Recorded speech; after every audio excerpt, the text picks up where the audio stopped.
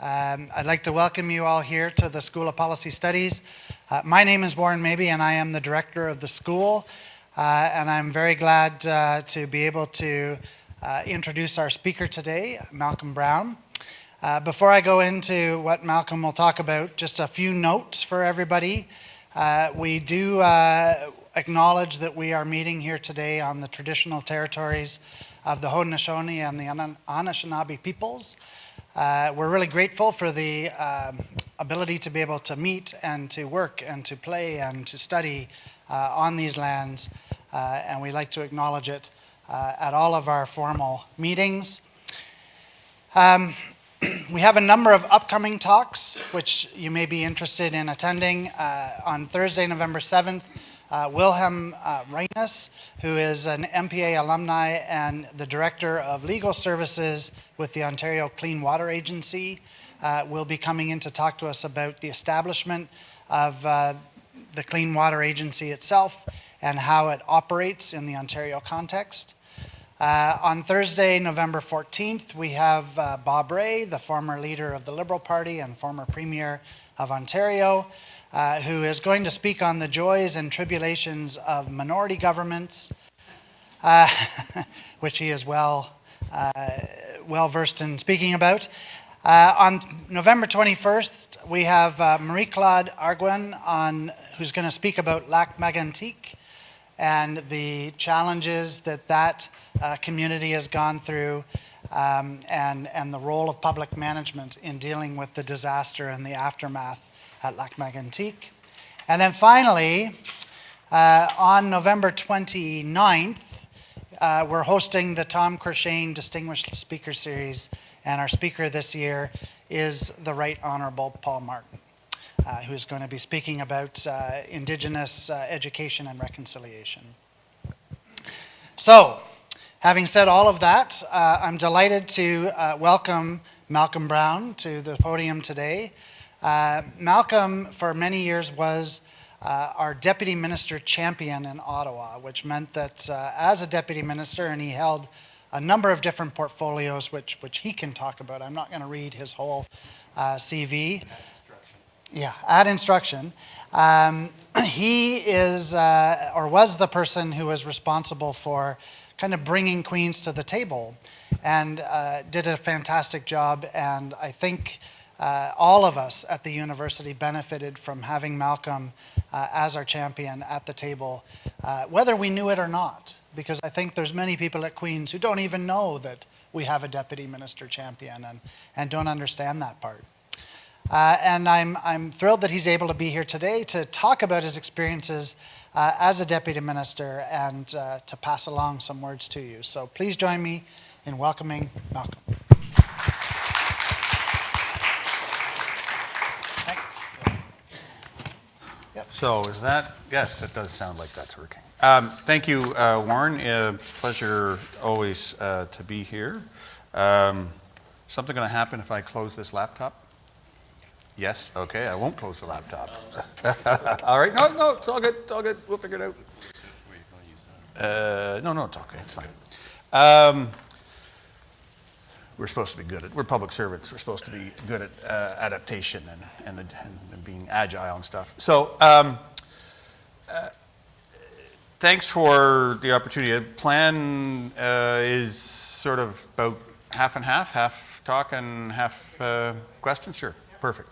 Because I can go on as long as necessary, fill all available space and time. My life has changed a bit. Warren alluded to that since the last time I was here speaking to people. I left, I guess the technical term is I retired from the Federal Public Service in April, but that's not really the real story. I've sort of shifted to a range of other things, some of which involve activity with universities, Queen's. I'm doing a bit with UBC.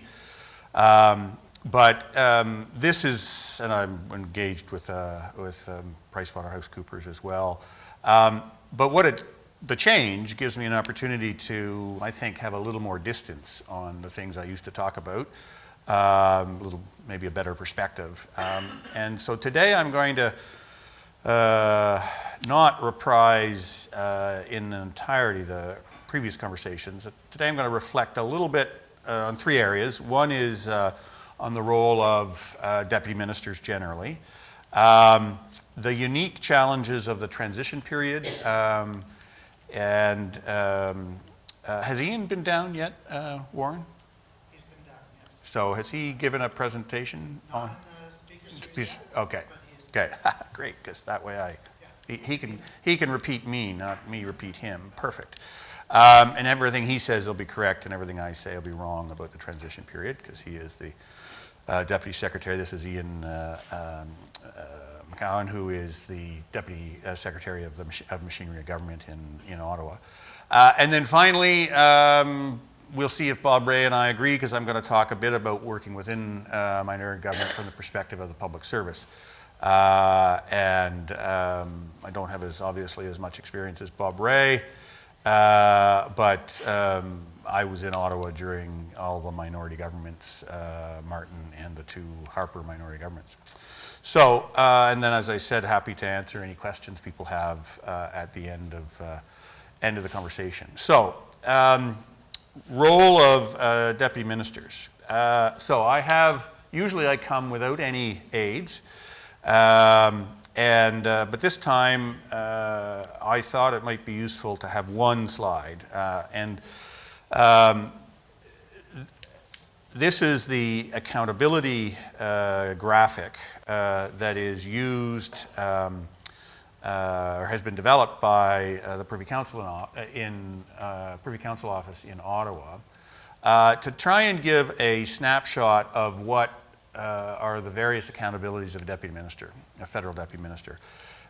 A provincial deputy would have it, be individual pieces might be slightly different. I think some provincial governments have avoided the fetish of creating officers of parliament or have resisted it to some degree. I think we have 7 or 8, I lost count. And so it is, I think, a useful presentation of the world deputies live in. There's another version of it, and some of you, I thought about bringing it as I was driving down today, and it's a duck with bullet holes over its head, and the caption is "Sitting Duck." There is a bit of that, and I'm not going to go into all of the elements, because that could take, that in and of itself is probably a course, let alone half an hour or even 5 or 10 minutes today. But in essence, what you have is, as a CEO, which a deputy minister is essentially, the minister, I would argue, is probably the chairman of the board, the non-executive chairman of the board, if you were trying to draw a parallel with the private or quasi-private sector.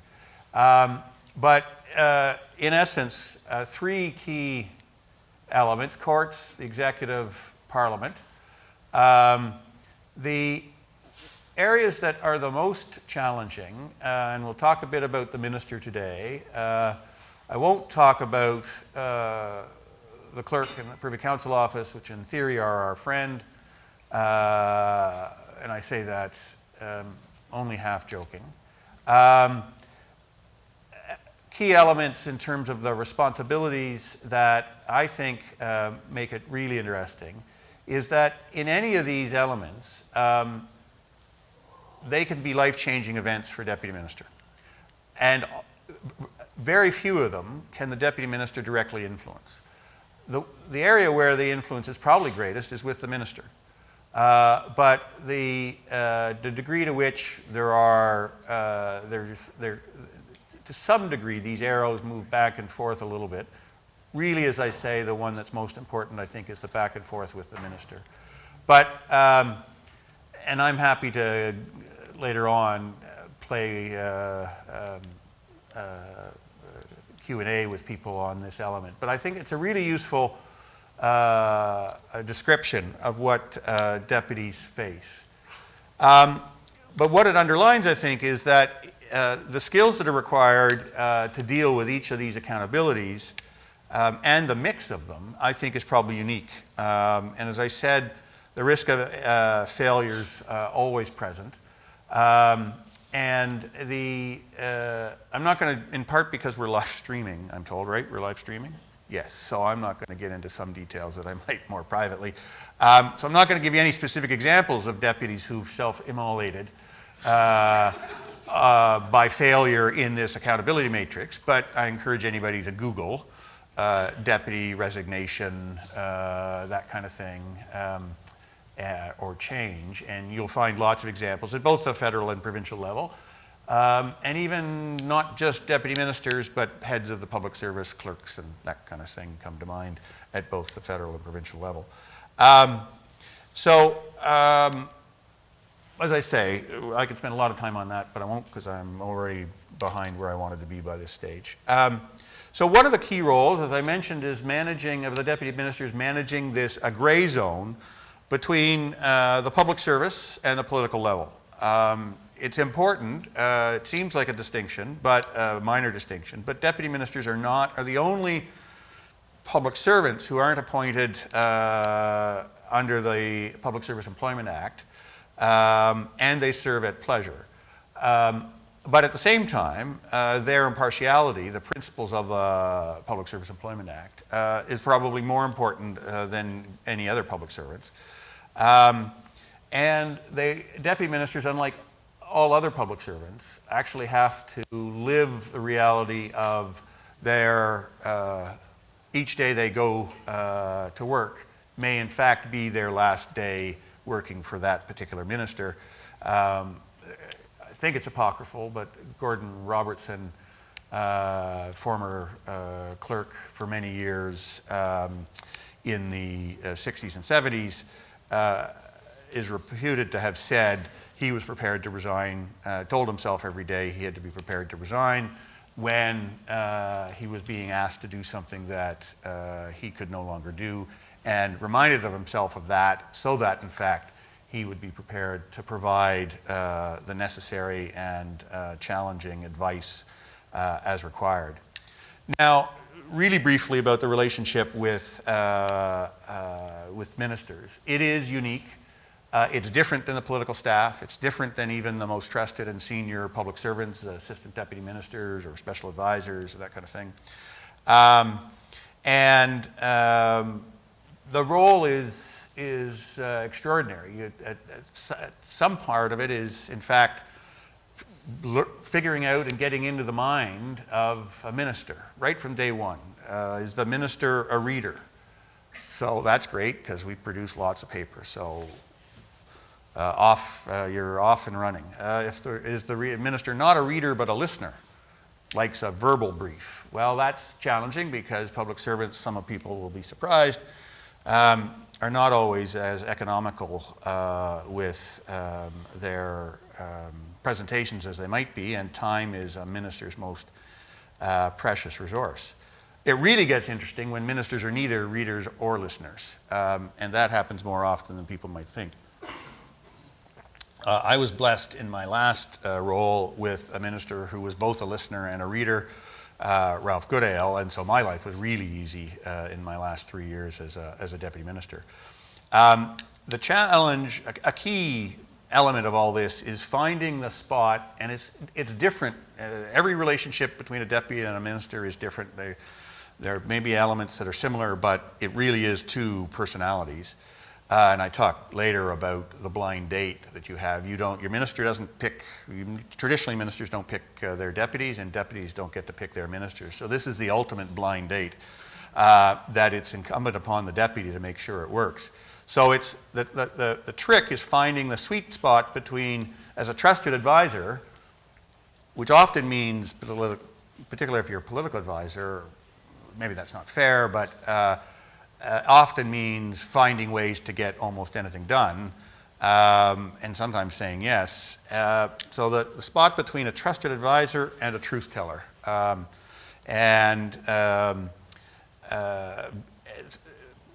explaining to ministers why an idea might not be brilliant, explaining why the public service is not actually trying to undermine the objective of a government. All of these things are part of finding that space for a deputy. The final piece of the role of a deputy is, of course, the question of faithful implementation. And my notes to myself underline always faithful implementation. My bar, I've used this line here before, was so long as it wasn't illegal, and I felt the public service had been given the opportunity to provide its advice on an initiative. At the end of the day, whether we agreed or not, if it wasn't illegal, our job after we'd provided advice was to find a way to make it happen. Easier said than done, and many colleagues struggle with that, and I say that about all governments. I think it's been a challenge at the federal level between whether it's been a government, a liberal government or a conservative government. That's not there's no monopoly on an easier relationship between the federal public service and any of the political parties, I would argue, despite the editorial comment that you may read. So I'll stop the role of deputy minister there and turn to managing the transition period as a deputy. It's kind of briefing books and policy development is a sort of heading, but this process is completely separate and different from any of the political policy process that has transpired either prior to the election and the development of platforms or during the election. 2015, we saw policy made on the fly around the 25,000 refugee initiative, for example, where each party was bidding itself up, and we had helpful advice from former public servants, some of whom associated with Queens, who thought, you know, hell, we could do 50,000, and we're not burdened by facts as we saw them in the public service. So it won't surprise anyone. Public servants will produce briefing notes on every possible issue in the mandate of the department or the portfolio, and literally huge binders. There will be assessments done both by the Privy Council Office and by each department. Hopefully they're aligned on the platforms of each party. And I'll give you an example. I think it's a pretty good guess that the Department of Finance has done assessments of the fiscal implications of the party platforms and particularly their revenue and cost estimates. And I can say this because happily I have no inside knowledge. I'm pretty sure the advice coming back to the new government is you can't do what you thought you could do because it's going to cost more and your revenue projections are short. Bit of a hint of that if you look at what the parliamentary budget officer said. I think he described the revenue projections as ambitious or optimistic or something. So just an example, happy to talk about others, but it's part of the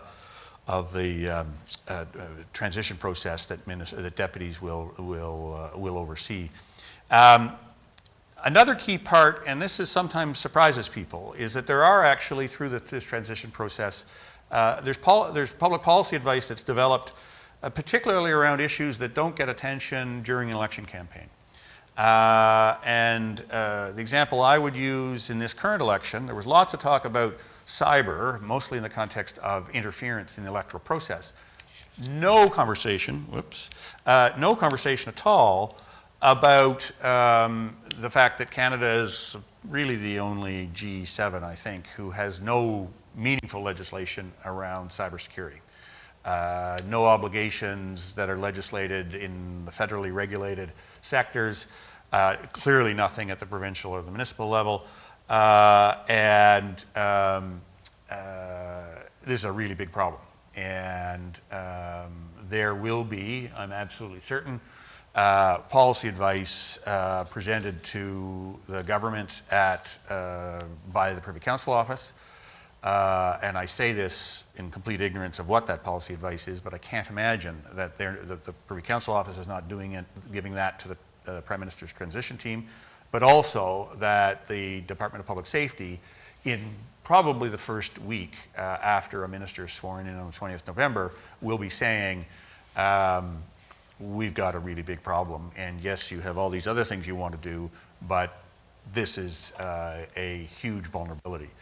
Now, this is a bit of a challenge because ministers have a funny view, and their staff, but particularly ministers, they just spent 40 days talking to Canadians, voters, about what their priorities are, and nobody voted for you public servants. So managing this tension between the very attractive, excellent, wonderful platform that to one degree or another has been endorsed by Canadians in their selection of a lead government, a lead party in Parliament, needs to be balanced with issues that are unavoidable, and the consequences of inaction are potentially really high.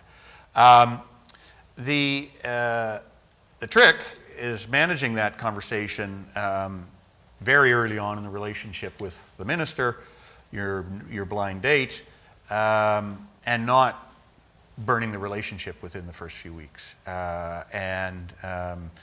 are, and you'll see this frankly, I think it would be an interesting case study to look at an interview on a Chatham House rule basis, deputies who moved shortly after changes in government, and the extent to which those moves are associated with just a new government wanting to move bodies around, or the degree to which that's been also factored into that has been a deputy's tried to push hard transition advice and not manage the relationship, the balancing with the government's political agenda at the same time as important public policy issues need to be addressed.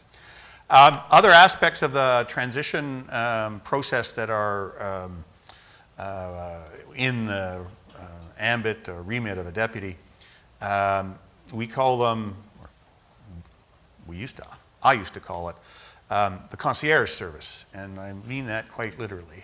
We would assign quite a senior public servant to manage both the exit of an outgoing minister, and public safety has that challenge with Minister Goodale's defeat, and the entry of an incoming minister and their staff. There are going to be egos involved, so there's a little bit of egos and hurt feelings. So on top of the role, there's a little bit of, hopefully it's not crisis counseling, but lots of counseling in both directions. And it certainly was never in any job description I saw about deputy ministers, but I can recall a situation, I don't want to identify the specific circumstances, but a deputy was returning back to coming back from Rita Hall with a brand new minister, and the minister said, I used to work in the department, I'd like to go back to the department. And that deputy had to explain, well, the department, your office isn't there, it's moved, it's in a different building. And the deputy on the fly decided, you know what, we're going to let the new minister walk into her old, whoops, I just narrowed it by 50%, into their old office.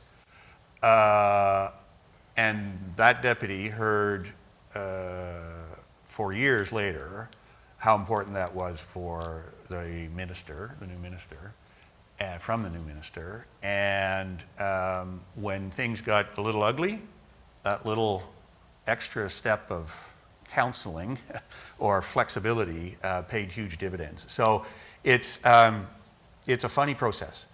I talked about the blind date at Rito Hall, and it literally is. The deputy might know in advance by a few hours, because it's usually a fairly closely guarded secret. Media often get it wrong about who their new minister is. And you sit in the audience, and the ministers are sworn in, and then there's a sort of awkward reception afterwards, and you're introduced to the minister, and they're really excited to see you, and you're really excited to see them. Sometimes it's a good thing you don't know each other, and other times it's not a good thing, and sometimes it's a good thing you do, and sometimes it's a bad thing that you do. And you kind of envelop a new minister, particularly when a change in government or a minister has no previous political experience. They have no staff. And so they look immediately to, it's kind of bonding, like a bonding function that if you spend time as a deputy managing that carefully, and it will, not unlike the story I told about the deputy minister wanting to walk into their old office building. These kinds of things are really important, and you spend, certainly in the first few weeks, almost every waking hour with a new minister as they begin to establish their office, hire a chief of staff, hire staff, begin to realize that not everything, and quite rightly, not everything, every piece of advice they get from the public service is brilliant. At the beginning, it's surprising how willing they are to take our advice, and before long they learn the better of that. I think on that, because I am running a little over, I'm going to stop there, but I will just say one point. There is a process in this transition period of getting the public service to change its thinking.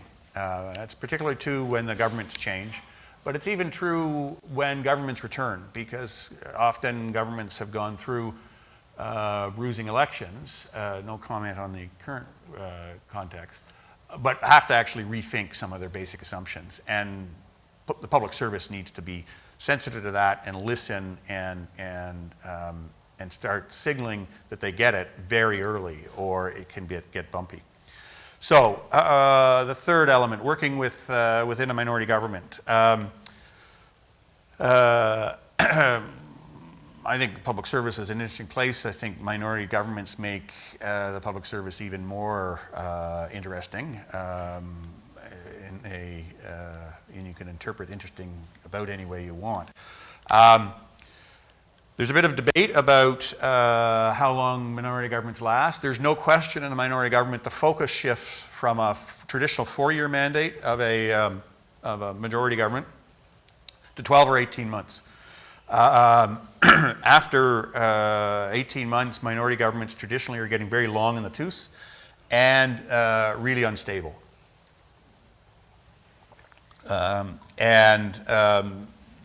Some of that instability is most apparent within the public service, as the focus on the risk of defeat really frames the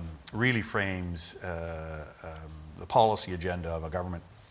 There is only one example, and that only counts if Mackenzie King's government before the war went back and forth between majority and minority, and it lasted longer than 3 years, but it doesn't really count, but it kind of depends. But it really is a very different world, but you don't start out that way. And I would argue the deputy has another key role, is about being especially sensitive to the distinction and the differences of a minority and government environment. Won't surprise anyone in general, particularly the federal public service is a kind of slow and lumbering institution and machine that takes a long time to change direction. And so the shortened timelines I mentioned earlier really put an extraordinary amount of pressure on deputies to ensure and demonstrate that the departments are as responsive and as nimble as possible. And there are some great examples of this. One is, in fact, and examples where you don't shift, you can make profound change in a relatively short period of time if you turn your mind to it. Frankly, much of our social safety structure, institutions, CPP and expansion, Medicare, et cetera, are the products of minority governments. And more recently, in the Harper minority governments, there were changes like the Accountability Act, which have profoundly changed the way the public service operates. You can debate how brilliant it was. I think there are parts that were brilliant and some were less brilliant. But that was done in a very short period of time. And the same thing with the changes to childcare. The child care program, which has been introduced by the Martin government in the 2003 to 6 period, the Harper government, within about 9 or 10 months, had completely changed that, and that was only possible with the active and I think extraordinary support of the public service. The other area that's worth mentioning really briefly is the role of Parliament, obviously. And it's always kind of, to varying degrees, of an issue for deputies to manage. But during a minority environment, minority government, it moves really high on the agenda of a deputy's kind of priority list. Obviously, government doesn't control its destiny in the House. It requires the support of other MPs and parties. But the piece that's most challenging, I think, for deputies is that the government no longer controls parliamentary committees on the House side. They certainly don't on the Senate side now with the changes introduced by Prime Minister Trudeau. That means that all appearances, which often, while challenging, are kind of low risk, so long as you're not really dumb and say something stupid, it becomes a high stakes, it's a tight, high wire act that you're, as a public servant, and it's a highly charged political environment with parties constantly jockeying, and like really bad things can happen without anyone paying attention. An example was that the estimates process, and each department's estimates have to be voted on. This is the appropriation process, have to be voted on by the standing committee responsible for that department. And one year, because all the opposition parties were used to voting no in a minority-controlled committee, they voted no, which meant there was no way to advance the appropriations to the House for a vote, which meant there would be no appropriations for the department. Sometimes that's done on purpose. I think in this instance it was really just a habit.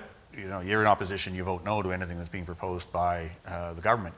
But it's going to be very challenging, and I think it has already, opposition parties have already signaled as well that they plan to carry on an investigation into SNC at the committee level, and now they have the votes to do it. So that's just one example of, I think, what will be something that I will enjoy watching as a departed deputy minister, as opposed to having to live through the consequences of it.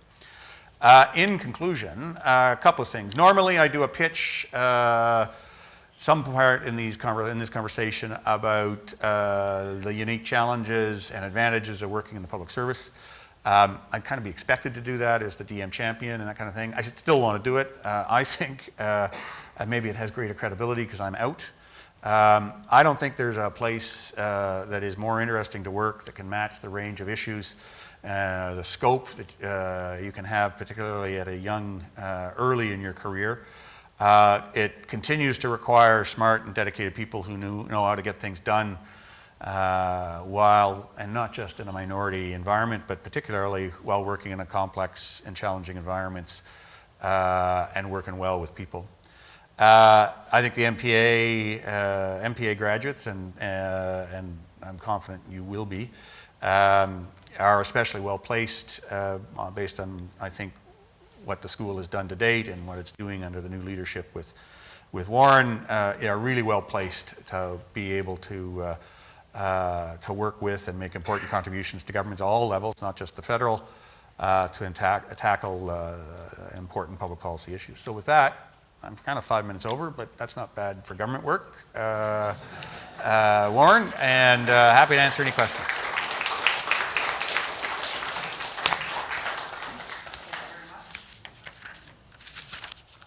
So thanks, Malcolm. No problem. We're going to open up for questions, and I know we have the Slido app about to come back up on the screen, but are there any in-person questions? Here, I'll bring you the mic. I wanted to ask if deputy ministers meet with equivalent persons in other governments, like a U.S. undersecretary, or whatever Japan or France would have. Yeah, so it was a little challenging in the current U.S. administration because my counterpart kept changing. But yeah, we have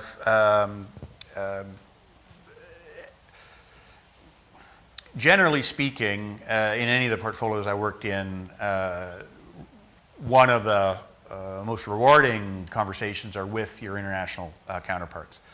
Sometimes it's a little bit of, two ships passing in the night, and they're little nuggets. With, particularly in the national security environment, with the Five Eye community, so that's New Zealand, Australia, the US, UK, and ourselves, it's almost interchangeable, and it's particularly interchangeable with the US, with Australia, and New Zealand and the UK, where we have Westminster models and that kind of thing. And so we're finishing each other's sentences within a very short period of time. And the range of exchange in the social policy world, it is really kind of, the latest policy initiatives and stealing each other's good ideas. In the national security environment, there's an awful lot of operational activity as well as the policy conversation. For example, I'm quite happy to say this. Current government in June of this year? Yes, I guess June of this year, passed national security legislation, and as part of that, it wasn't legislated, but as part of that had a transparency initiative around trying to get the security agencies to be more open, and the clue is in the title, Transparency Initiative. And I'm quite happy to admit that idea came lock, stock, and barrel from a similar initiative led by Jim Clapper when he was the Director of National Intelligence in the US. And his argument was, I believe he said this publicly, that the vast majority of what these agencies do can be communicated.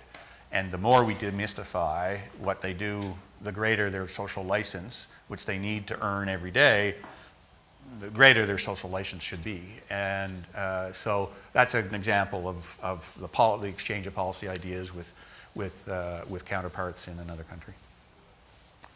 Other comments? Questions? Okay, we've got a Slido question. I'm going to read it out. So based on your experience, what are a couple things a public servant at a senior analyst level should be aware of or should be doing in their day-to-day job?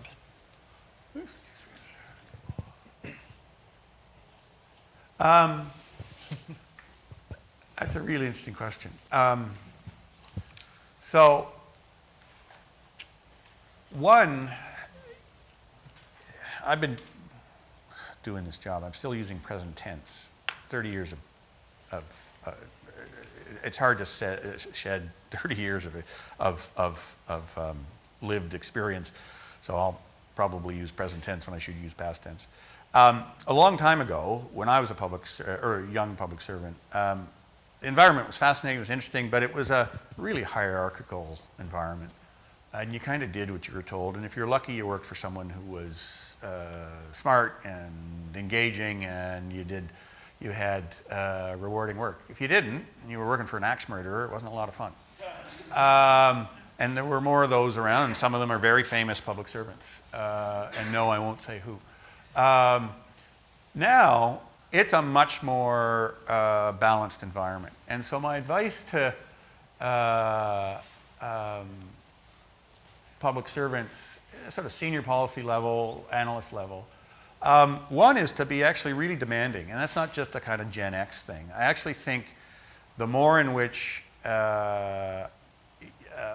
policy analysts challenge their environment in a constructive way and not in a way that's kind of dismissing deep knowledge and expertise, which is easy to have happen, but to kind of challenge their environment, to challenge the status quo. I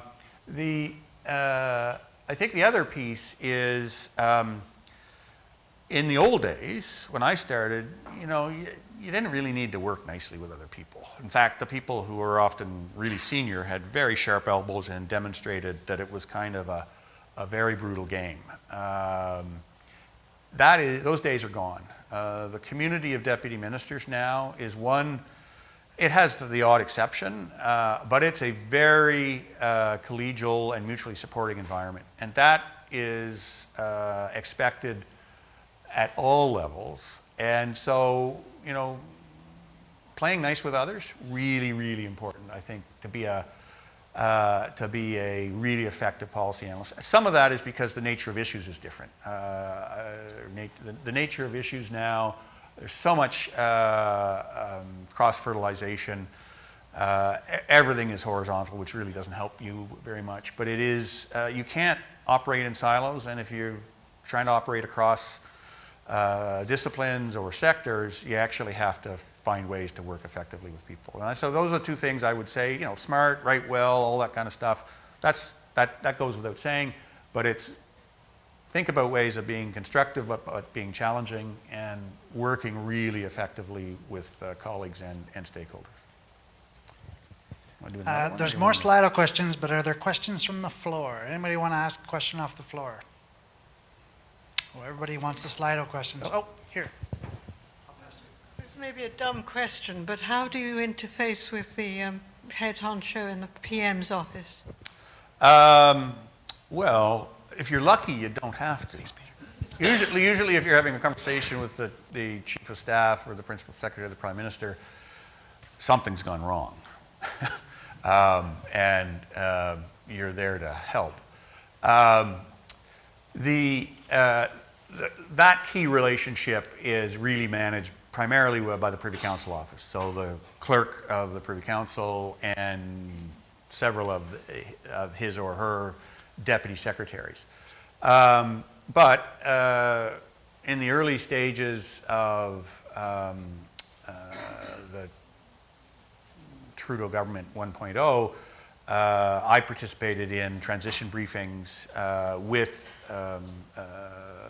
the Prime Minister's office before the government had been sworn in and some later. It's generally, it's an interesting dialogue because obviously these are smart people with a lot of influence. The Prime Minister's invested a lot of confidence in them, obviously. But at the same time, in a Westminster model, political staffers, whether they're in the Prime Minister's office or a minister's office, that's not where the authority derives from. The authority derives from the Prime Minister and the minister. And one of the things that is true of every government that I've ever worked for is people will say, staffers, political staffers will say, the minister says, or I'm speaking for the minister. And as a deputy, you have to figure out, or I'm speaking for the Prime Minister wants this. As a deputy, you have to figure out who's actually, and this is particularly interesting when you have diametrically opposed positions being presented by people within the same government saying, quoting the same authority. As a deputy, you have to figure out and divine and determine how accurate that is. My fallback was always, well, I think I'll have a conversation with the minister. And I know the clerks, repeated clerks have told me that when they've had that experience, they go to the horse's mouth. But you've got to be careful. It's part of this sort of counseling, you know, navigating in this middle space between the political and the public service. Okay. I'm going to ask this next question off Slido, although I don't know how answerable it really is. How does a deputy prepare themselves to deal with the totally unexpected? Well, it's actually a really good question. And I think it's something I wish I'd learned more of when I was a less senior public servant. Someone once said to me, worry about things you can control. Or influence, not control, influence. And so if it's totally unexpected, short of it being something that was unexpected, but so long as you weren't negligent in the way you were running your organization, you kind of tackle it. There are colleagues who try and manage and predict every eventuality. Maybe it's because I'm lazy. I kind of gave up doing that as a deputy. And so it is a mix of distance, recognizing you provide as much counsel and advice to your fellow public servants in the department, to the political level, and then there are going to be surprises. The real challenge and how you're really judged is how you deal with the unexpected, and how adaptable you are when everyone else is sort of flying off the handle. Are you kind of the voice of calm and reason?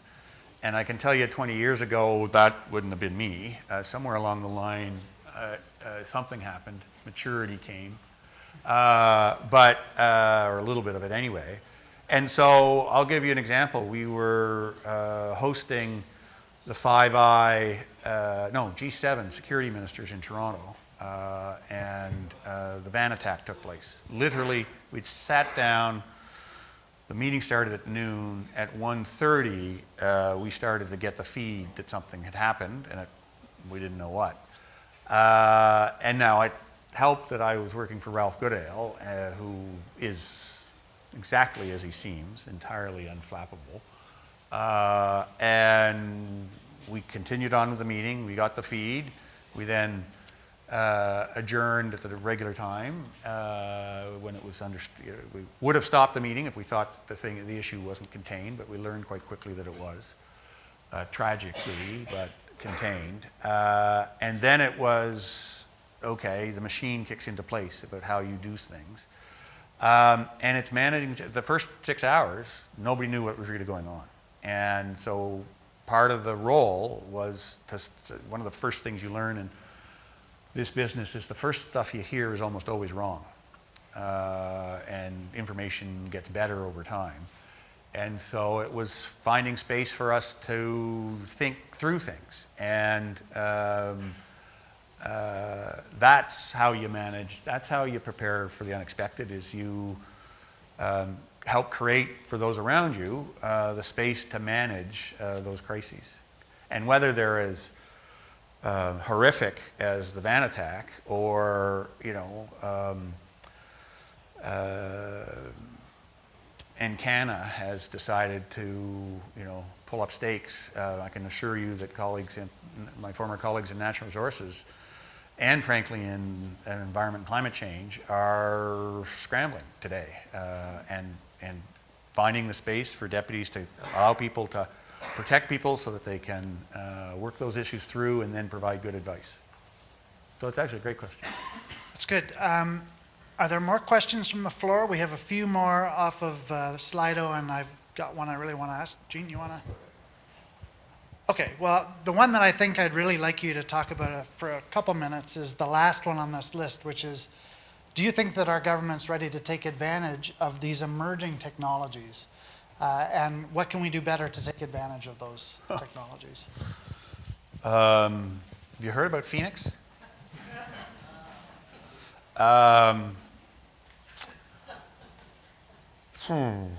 So I have a point of view about technology. It is not the master, it's the servant. And too often, particularly in a government context, it becomes the master of whatever the technological idea is. It becomes the driver, and everything sort of subsumes itself in behind advancing the technology. So I think the first challenge is thinking about technology, is thinking about what the public good is, what's the public policy outcome you're trying to advance, and then thinking about what the business processes are to accomplish that, and then going, is there technology that can help us? I think too early we go to shiny object syndrome. There's this great technology. How can we apply it in a public service context? And that, I think, is a profound error. I think the other challenge in terms of what can we do better to take advantage, one, we have to get deputies generally, I think, and all senior public service managers, or many of them, not all, many, are really tech phobic. They are intimidated. They are not tech experts.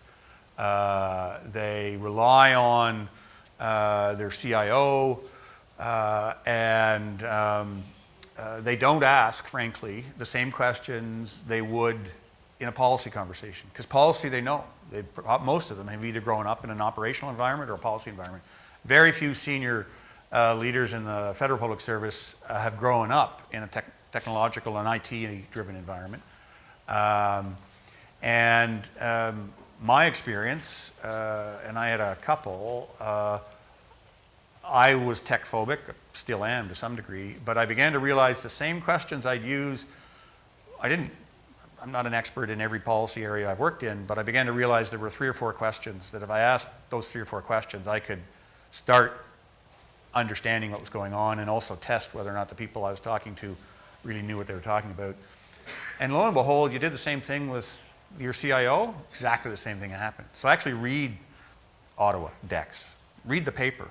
If page 1 and page 3 don't align, there's probably a problem. Well, that's true in a policy conversation around pension reform, and that's probably true about how to fix the revenue system in a large department I won't name.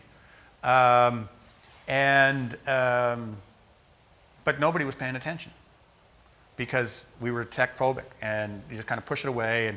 And when you're really uncertain, you bring in external expertise to validate what your people are telling you. You don't do that in a policy environment.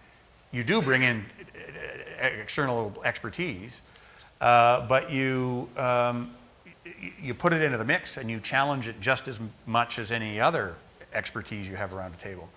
And so I really think some of it is we have to get senior leaders to treat the technology conversation in exactly the same way they treat the policy conversation. Now, that shouldn't raise too much confidence because there's a long list of policy failures too. But there's also a long list of policy successes. I'd like to see more of a mix, a balance. I don't think the reputation, I started with the joke about Phoenix. There are success stories, tech success stories at both the provincial and federal levels and at municipal level as well. But I don't think the balance is where it should be. Okay. I think we have time for one last question from the floor. Gene, do you want to? I'll fill the air. So many years ago, longer than I care to admit, I worked in the office of the Solicitor General.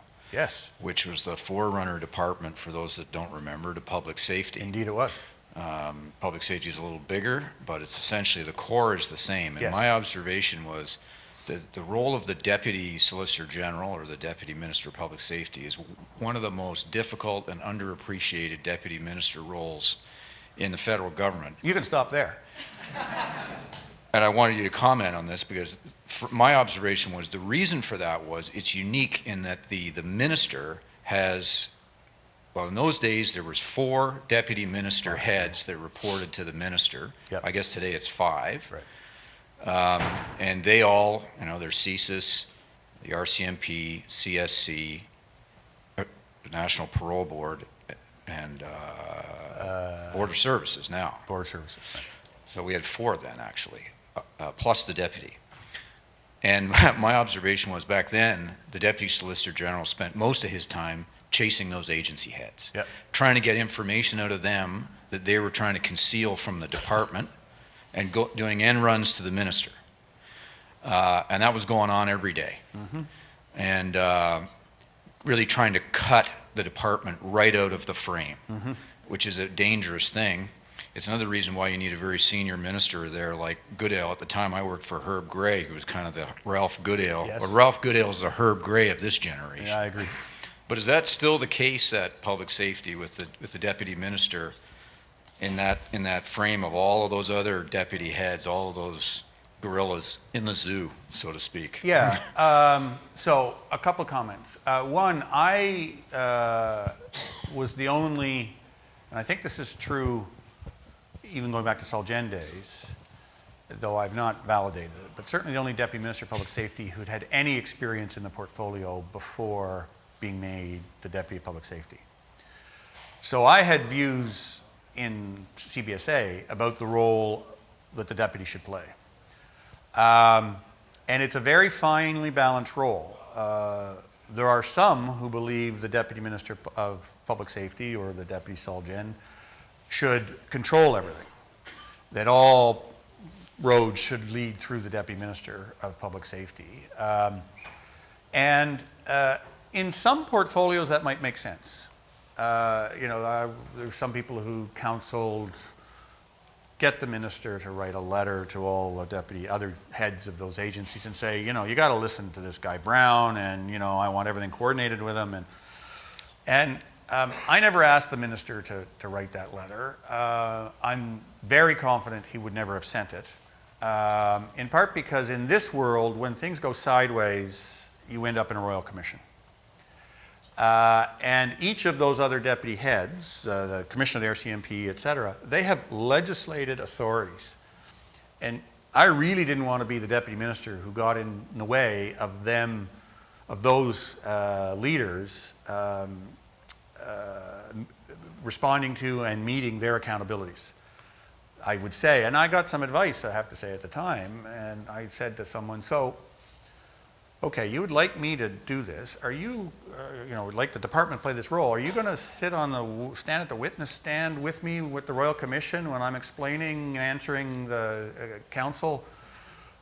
Commission counsel asking me what my legal authority was for saying, all MCs signed by, Agency X needed to be approved by me afterwards when I had no legal authority for it? Oh yeah, that might be a little tough. But there is a deep-seated control gene that was embedded in public safety, and I think was embedded. Now, in part, that's because all the things you described, I heard lots of stories, and there were some horror stories in the public safety environment too.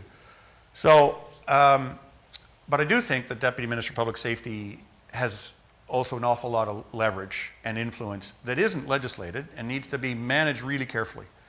And so part of my view when I was at CBSA was I jealously guarded, as the number two, but I, with the president, jealously guarded the authorities and accountabilities that Parliament had given the head of the president of CBSA. Bad things happen if that isn't followed. But so my view didn't change when I became the Deputy Minister of Public Safety. But I also felt that the way in which public safety could have more influence was actually by being helpful and using not coercive techniques, you have to do this, and actually demonstrating it's in their interest to collaborate and share information. I made a deal with all the heads of agencies, which they would know before the minister would know if I had a view that they were doing something that wasn't brilliant. So there'd be no blindsiding, rule number one. Rule number two was that they would all have their day in court with the minister. If we couldn't align it, I would say, well, then you'll have your chance to present your case to the minister, and then he'll make his call. And the third point was I actually spent more time with the minister than all of them combined. And that's just, it's not fabulous, but it's just a reality of geography. My office was across the hall from his. I was closer to him on Parliament Hill. And so, when something went wrong, he usually called me unless it was really operational. And that over time, we built trust. Minister reinforced it by making sure, he never met with an agency head without me in the room. And those signals are like price market signals. And I have to say, there's no question lots going on that I didn't know about. It wasn't my role to know about everything. But I would say there was nothing important that went on that was of interest to the minister, or should be of interest to the minister, that I wasn't kept informed of by my colleagues. So I was really lucky. I knew them all really well. I'd been in the portfolio before. And we all saw the mutual interest of working effectively together. The trick was then drifting that down to the next levels. I sent a signal from day one. I went and met with the heads of agencies in their offices. The Deputy Minister of Public Safety had never done that before. And I insisted on certain kinds of behavior, even when they, quote, misbehaved, on our part, so that we weren't getting into this downward spiral of, well, he said, she said, and they're all terrible, and why it'd be so much easier if we were in charge. And it was, I have to say, there were some days where I'd have to pick up the phone and go, and what's going on? But it was a very collaborative relationship, and I think the minister was better served by the effort that everyone, and it wasn't just me and the team at Public Safety, everyone put into creating that collaborative environment, and we had a minister who insisted on it. Because even when my most difficult conversation was with the minister, to give you an idea of the man, he started it by saying, Malcolm, I'm a little nonplussed. Every other minister I would have spoken to in the circumstances would have just hold the phone out from here. So he had a style, and it was incumbent that the group work that way, or it was going to be challenging. So it's a great question. So there are more questions up there, and I bet there are more questions in the room, but it is 1 o'clock, and we do try to get people through and out, because I know there are classes and there are other commitments. I want to take this opportunity to thank you, Malcolm, for coming. you. We have a little Thank you very much. gift for you here. Thank you. This has been a great talk, and we appreciate you taking the time to come in and to share your experience. Always happy to. I always enjoy it. Please join me in thanking Malcolm. Thank you very much.